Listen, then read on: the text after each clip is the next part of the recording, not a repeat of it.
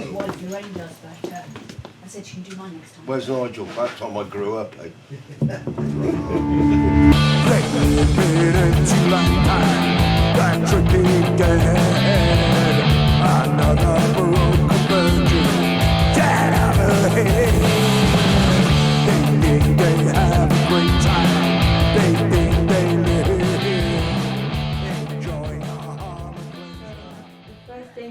I want to cover is like what led you to punk as a youth. Punk rock wasn't meant to happen, and when punk rock came out, it was like a calling to arms for us. For sure, yeah. We were like 16, 17, and it was just like every sort of kid at that age. 14 just, then? Yeah, Muzzy, 14. You know, it was just like, wow, this is something I want. And it was the outrage, and you know, it was just, it was an incredible time. It was an explosion. Yeah. And it blew up. It just completely blew the society away.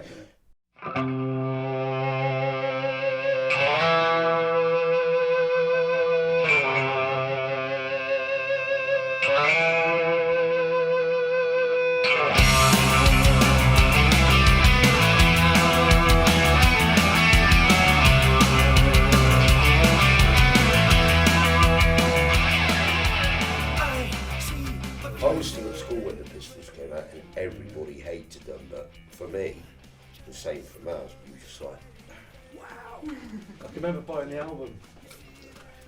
I remember it to this day. 28th of October 1977, never mind the bollocks, it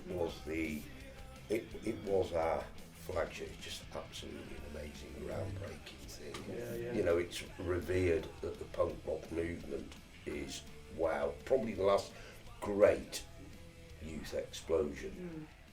I hadn't had any desire to be in a band before, neither did you, Maz?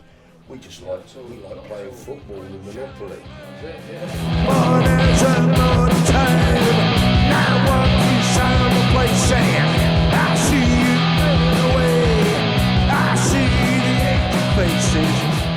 It was all DIY, wasn't it? Yeah, it was all DIY. Everything was dyed and felt pen and ripped, putting zips in everything. Punk rock in its infancy, it was all about DIY. It always makes your teeth look yellow, that's the problem. What was like your favourite parts of being part of the movement? It can be like something from now or back then. I think being acknowledged as a punk, actually when somebody took some guts to actually go out that house for the first time, actually dressed as a punk rocker, and then for people to stop and stare at you was actually an awesome thing. And then being in a band, it's just an incredible buzz as well. For me, it was just going to gigs, seeing all the bands. Yeah. Just listen, immersing yourself in it. So would you say that like that ideology and values of punk is still visible today? Because I know you said that it's kind of disappeared. No, not in the UK. Definitely not in the UK. I actually don't see it. I mean, I've been criticised because I said there's no punk rock, and some guy said, what about the Idols? But one of them's a dentist. Yeah, it doesn't matter. I think Idols are a good band. Yeah, they're a good band, but one of them's fantastic. a dentist, you know what I mean?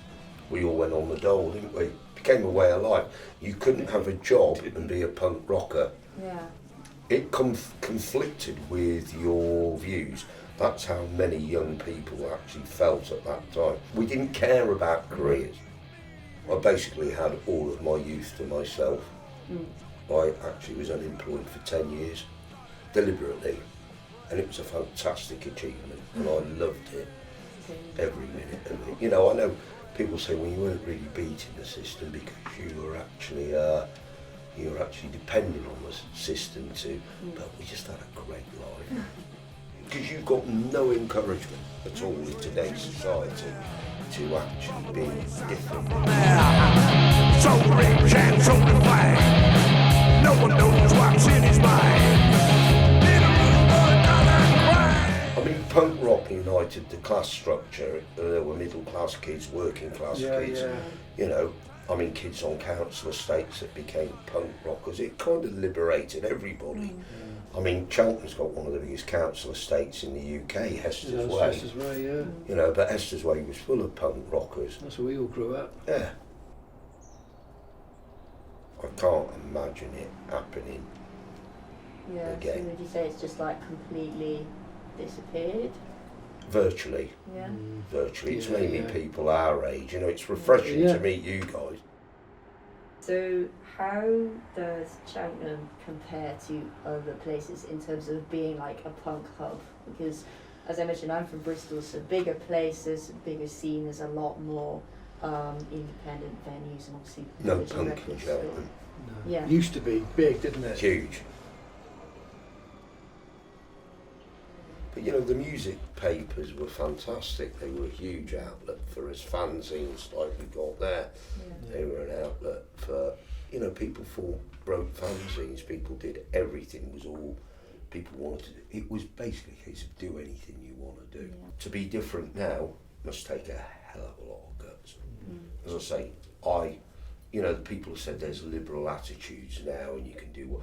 I mean, we paved the way for people to have tattoos, piercings, different look.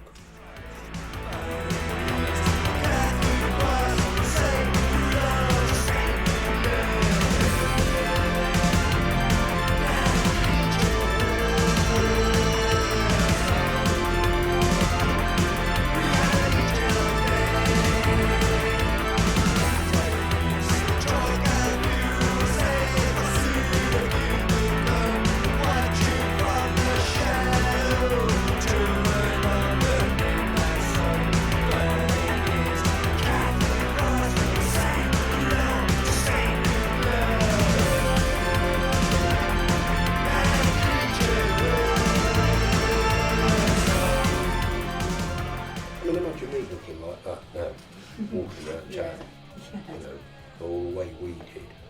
It would be like fucking weirdo, if you get my drift. I get you, I get you. Hey guys, absolutely brilliant. I hope this goes really well for you, and you're more than welcome. Next time we actually are allowed to play live, keep in touch. Friend request me, and I'll get you all on the guest list, alright? Normally we charge 50 quid. That's our punk rock thing. We don't charge 50 quid, do we, Al? We're cheap, aren't we?